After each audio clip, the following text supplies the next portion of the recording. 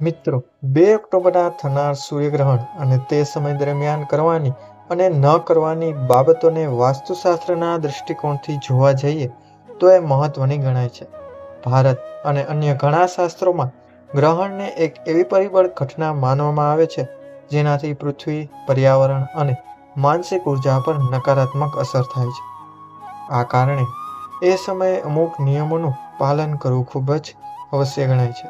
મિત્રો, અહીં આપને વિસ્તૃત વિગતો આપવામાં આવી છે કે તમારે સૂર્યગ્રહણ દરમિયાન કઈ બાબતો ટાળવી જોઈએ અને કઈ રીતે જીવનમાં તેની લીધે થનારી અસરોને ટાળી શકવામાં આવે છે. તો મિત્રો, બધાને નમ્ર વિનંતી છે કે વિડીયોને અંત સુધી અવશ્ય જોજો. નંબર 1 છે ખાવા પીવાનું ટાળવું. મિત્રો, સૂર્યગ્રહણના સમય દરમિયાન ખાવા પીવાનું ટાળવું જોઈએ. વૈજ્ઞાનિક રીતે આ વાત એથી પણ શક્ય છે, એટલે કે એથી પણ માનવામાં આવે છે કે ગ્રહણ દરમિયાન પર્યાવરણમાં આવેલા ખગોળીય ફેરફારોમાંથી યુવી રેસ કિરણો નીકળે છે અને અન્ય પ્રકારની રે કિરણો પણ ખોરાક પર અસર કરી શકે છે. ખાસ કરીને વાસ્તુશાસ્ત્ર પ્રમાણે માનવામાં આવે છે કે આ દરમિયાન ખાવાની વસ્તુઓમાં નકારાત્મક ઉર્જા વ્યાપી શકે છે અને તે તમારા સ્વાસ્થ્યને અસર પણ કરે છે. માટે ગ્રહણ સમય પહેલા જ ખોરાક તૈયાર કરીને તેને ખાઈ લેવો જોઈએ, અથવા તો તૈયાર કરીને સૂર્યગ્રહણ પૂર્ણ થયા પછી ખાવું તમારા માટે વધારે ફાયદાકારક માનવામાં આવે છે. તેથી મિત્રો, સૂર્યગ્રહણ દરમિયાન ભોજન કરવું જોઈએ નહીં. ત્યારબાદ આગળ જોઈએ નંબર 2, ખોલી નાખેલ વસ્તુઓ ઢાંકવી.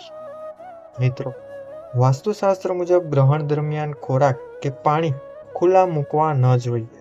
તેનાથી નકારાત્મક તત્વો ખોરાકમાં પ્રવેશી જાય છે. વાસ્તુશાસ્ત્ર મુજબ એવી માન્યતા છે કે ખાદ્ય પદાર્થો પર તુલસીના પાન મૂકવાથી તેને ગ્રહણની ખરાબ અસરથી બચાવી શકાય છે. આ ઉપરાંત નકારાત્મક ઉર્જાનો તેમાં કોઈ પણ જાતની હાનિ પહોંચતી નથી. તો મિત્રો, ખોરાક અને પીવાનું ઢાંકીને રાખવું એ સૂર્યગ્રહણ સમયે ખૂબ જ મહત્વની વાત છે. નંબર 3 જોઈએ પૂજા અથવા ધાર્મિક વિધિઓ ટાળવી. વાસ્તુશાસ્ત્ર અને ધાર્મિક શ્રદ્ધાઓ મુજબ સૂર્યગ્રહણની અસર દરમિયાન ધાર્મિક વિધિઓ અથવા પૂજા કરવાનું વર્જિત માનવામાં આવે છે. મિત્રો, એવું પણ કહેવામાં આવે છે કે આ સમયે નકારાત્મક ઉર્જાનો વ્યાપ રહે છે અને તે આપણને માનસિક અને આધ્યાત્મિક રીતે બંને રીતે ખરાબ અસર પહોંચાડે છે. તેથી વાસ્તુશાસ્ત્રના સૂત્રો અનુસાર આ સમય દરમિયાન તમારે યોગ અને ધાર્મિક પ્રવૃત્તિઓ ટાળવી જોઈએ અને પૂજા વગેરે જેવા કાર્ય પણ ન કરવા જોઈએ. નંબર 4 જોઈએ મિત્રો, ઘરની અંદર જ રહેવું. મિત્રો, સૂર્યગ્રહણના સમય દરમિયાન ઘરની અંદર જ રહેવું જોઈએ. ખાસ કરીને આ તે લોકોને લાગુ પડે છે જેમાં બાળકો, વૃદ્ધો અને ગર્ભવતી મહિલાઓનો સમાવેશ થાય છે. આ લોકો માટે તો ઘરની બહાર ન જવું જ વધુ સારું માનવામાં આવે છે. એવી પણ માન્યતા છે કે સૂર્યના તેજ અને તેની ઉષ્મા પર આવેલી આ અસર તેમને શારીરિક નુકસાન પણ પહોંચાડી શકે છે. ઉપરાંત તે નાણાકીય સમસ્યાઓ અને આરોગ્યને પણ સાથે સાથે નુકસાન પહોંચાડે છે.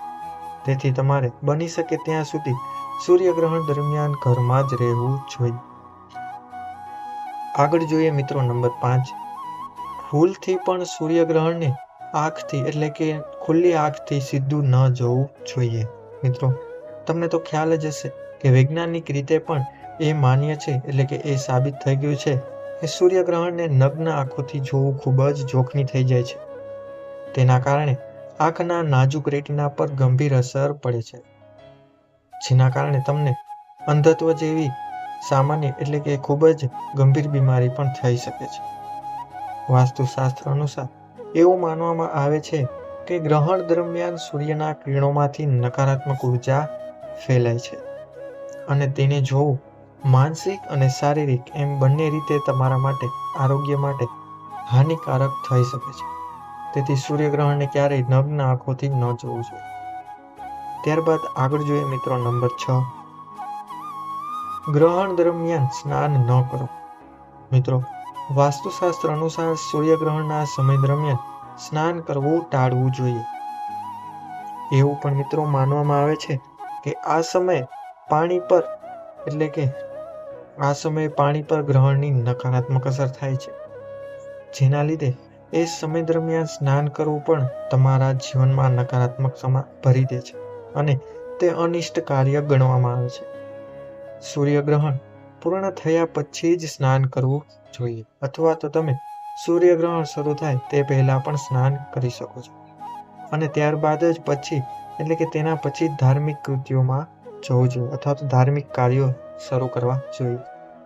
નંબર 7 જોઈએ મિત્રો, ગર્ભવતી સ્ત્રીઓએ સાવધાની રાખવી.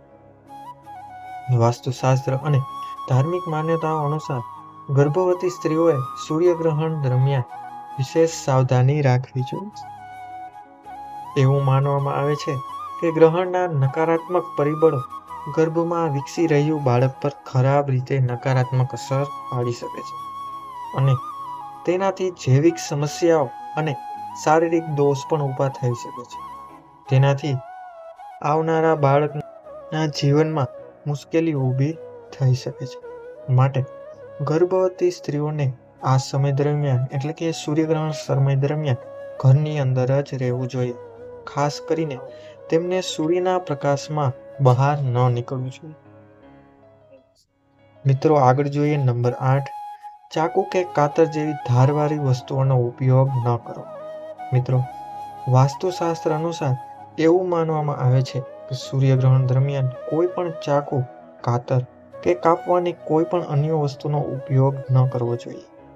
ખાસ કરીને મિત્રો, ગર્ભવતી સ્ત્રીઓએ આ સમયે કોઈ પણ જાતનો આવા શસ્ત્રો એટલે કે આ પ્રકારના કટિંગ કામથી દૂર રહેવું જોઈએ.